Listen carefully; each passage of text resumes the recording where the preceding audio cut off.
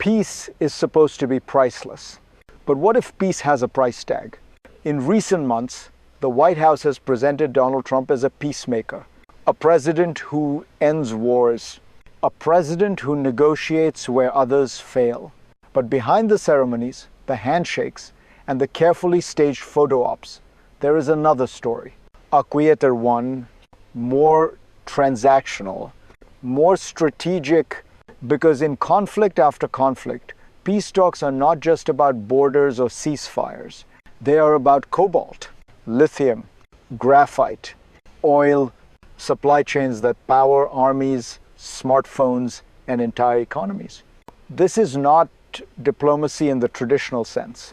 It is leverage, economic gravity pulling fragile states into Washington's orbit. And the question is not whether this strategy works in the short term. It often does. The real question, the uncomfortable one, is whether peace built on minerals can last. If this kind of deal-driven diplomacy reshapes global conflict, you need to understand how it actually works. Stay with me. Because to see the pattern, we first need to clearly define the problem itself. At the center of these negotiations is a single, unifying idea. Peace is no longer treated as a moral outcome. It is treated as a strategic exchange. The Trump administration frames conflict resolution as a convergence of interests. If war zones hold what the United States needs, critical minerals, energy corridors, strategic geography, then peace becomes a gateway to access, not charity. Not idealism, but alignment. This approach rests on a belief clearly stated in the national security strategy. America must never depend on external powers for the materials that sustain its economy and its military. And in a world where China dominates critical mineral supply chains, conflict regions suddenly look less like humanitarian crises and more like strategic opportunities. Ukraine, the Congo, the South Caucasus, South Asia. These conflicts are different in history and culture, but they share a common feature. They sit on top of resources that matter in a 21st century power struggle. So the problem is not whether peace is desirable. It is whether peace, when structured as a commercial transaction, changes the nature of diplomacy itself. To understand why this shift happened, we have to step back and look at the deeper forces that made minerals the new currency of power. To understand this shift, you have to look beyond Trump. This story did not begin with him. For decades after the Cold War, globalization promised efficiency. Supply chains stretched across continents. Minerals were cheap. Energy was abundant. Security was outsourced to markets. But that system quietly broke. China spent 30 years locking down the world's critical minerals, graphite, lithium, rare earths, controlling not just mines, but processing, refining, and logistics. The West noticed late, and when it did, the realization was blunt. Modern power depends on materials you do not control. Then came shocks. The financial crisis, pandemics, war in Ukraine. Each one exposed how fragile global supply chains really were. At the same time, many of the world's remaining untapped resources sat in unstable regions. Places with weak institutions, unfinished wars, frozen conflicts. So minerals became more than commodities. They became leverage. In that environment, diplomacy evolved, not toward ideals, but toward access. And once minerals enter the equation, peace negotiations stop being abstract. They become operational. That is when the first real crisis of the strategy begins to surface. The first test of this strategy came when diplomacy collided with reality. Take Ukraine, a country at war, a country bleeding, and yet sitting on nearly 5% of the world's critical raw minerals.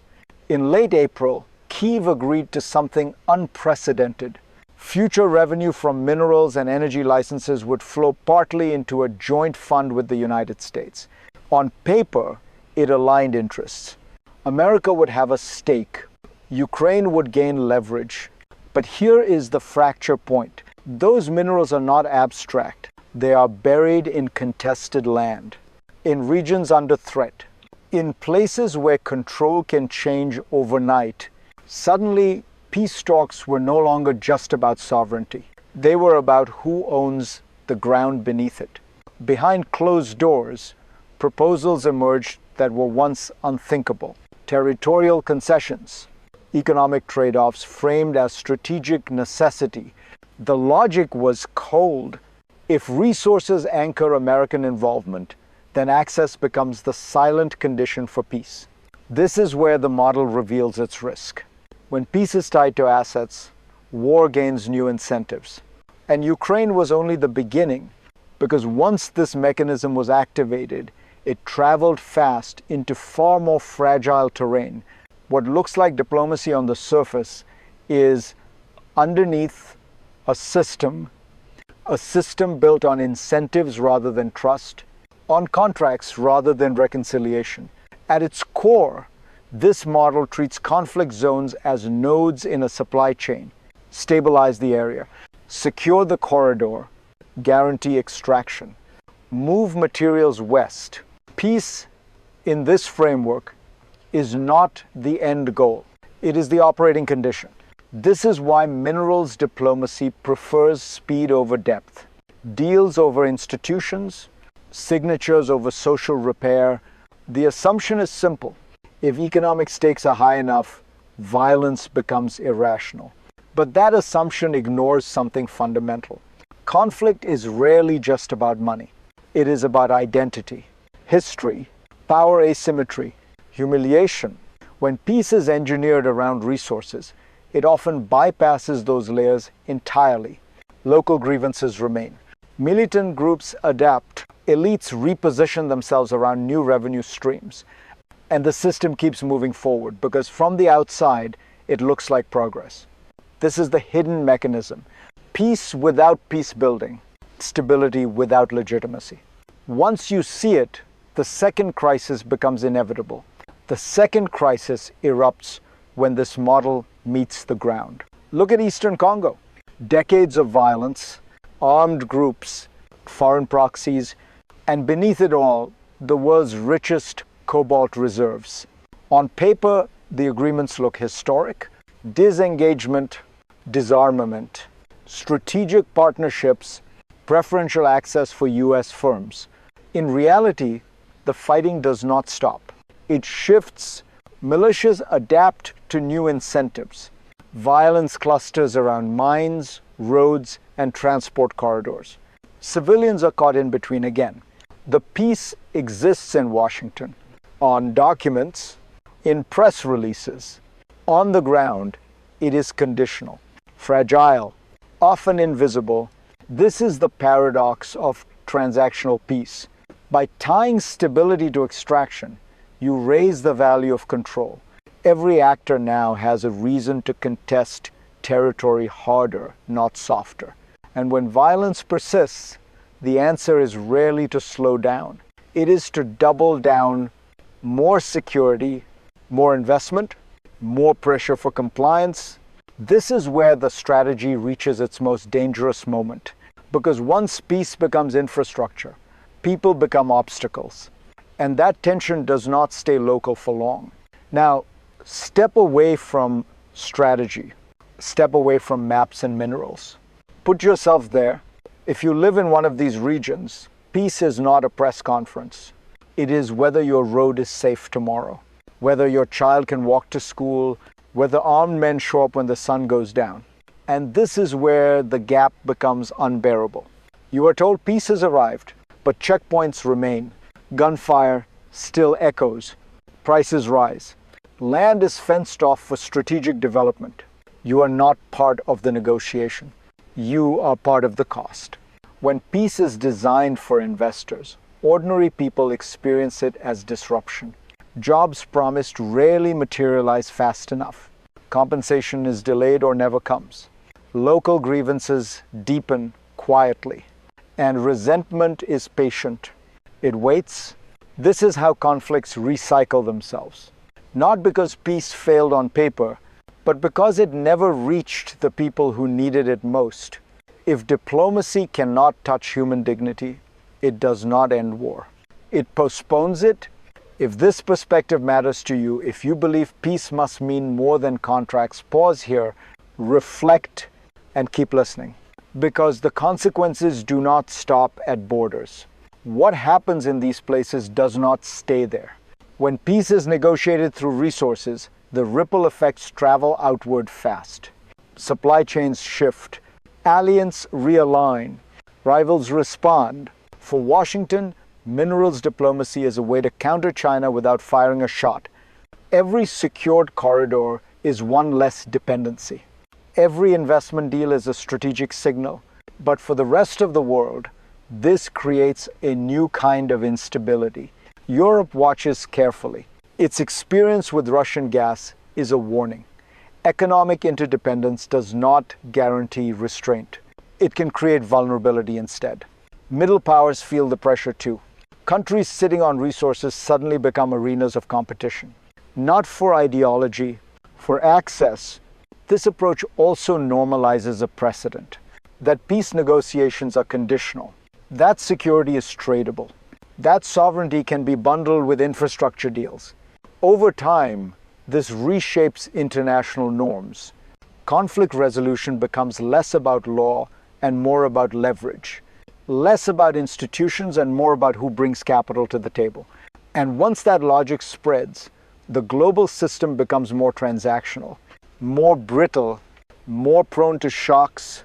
To see where this leads, we have to look forward beyond intentions and imagine what comes next. The future of this strategy does not move in one direction. It branches. The first path is the optimistic one. Economic stakes truly bind former enemies. Investments hold, corridors function, violence fades not because grievances vanished, but because the cost of war finally outweighs its rewards. Peace, in this version, survives on mutual dependence. The second path is murkier. Deals remain in place, but instability lingers underneath. Ceasefires hold just enough to protect assets. Low-level violence becomes normalized. Peace exists, but only around what matters to outside powers. Then there is the third path. The darkest one. Resources become accelerants. Militias, states, and external actors compete more aggressively for control. Agreements collapse under pressure. Foreign investors withdraw or militarize their presence. Peace deals, once framed as solutions, become triggers. Which path emerges depends on something minerals cannot buy: legitimacy, institutions, local consent. History offers a warning. Economic integration alone did not stop wars before, and it will not do so now unless it is paired with real political settlement. The system can bend toward stability or snap toward chaos, and that choice leads us to the final question: what this moment actually reveals about power, peace, and the future of diplomacy. Peace is often sold as an ending, a signature, a ceremony, a headline that promises closure. But what this moment reveals is something far more unsettling. Peace has become a tool, a means to secure supply chains, to reposition power, to manage risk, not resolve it. The Trump administration's approach is not accidental. It reflects a world where ideals feel expensive and leverage feels efficient, where foreign policy is judged not by harmony, but by returns. And yet, history is unforgiving. You cannot mine legitimacy. You cannot extract trust. You cannot refine reconciliation. When peace is built on transactions alone, it holds only as long as the deal does. When conditions change, so does commitment. So the real insight is not about Trump. It is about us, about what kind of world we are constructing one contract at a time. If diplomacy becomes commerce by another name, conflict does not disappear. It waits. If you want to understand where global politics is heading next, who benefits, who pays, and who is left out, this conversation cannot end here. Follow the thread, watch the next chapter, because the future of peace may depend on whether we remember what peace was supposed to mean in the first place.